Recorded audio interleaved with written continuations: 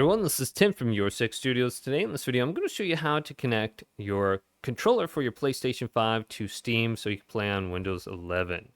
So this is actually really easy. So you can see I have no controllers detected. So what I want to do on my Windows 11 computer is go to Start, go to Settings. And I'm just going to connect this via Bluetooth. If you have a USB cable, you can connect it with a USB cable. But if you want to do it wireless, go to Bluetooth and go to Add Device right here. Go to Bluetooth.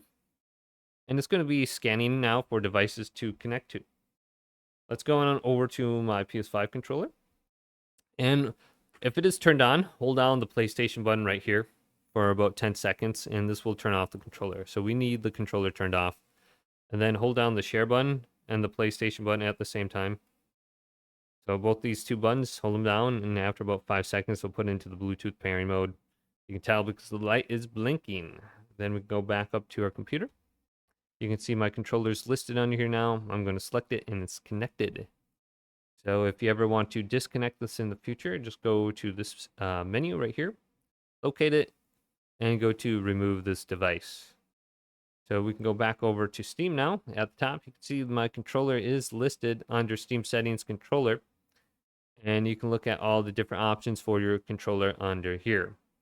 Like guide button focuses Steam. So if I press it, it will open up Steam Big Picture mode for me. So the little PlayStation button in the middle, and then I can start using my controller quickly in here. So if you don't want it to launch Steam, you need to turn off that guide button focus setting. And then if you press like the PlayStation button or the Xbox button, it's not going to just launch everything for you. So hopefully this video did indeed help you out. If it did, leave it a big thumbs up. And subscribe to my channel down below for more tech videos coming up next on Your Six Studios.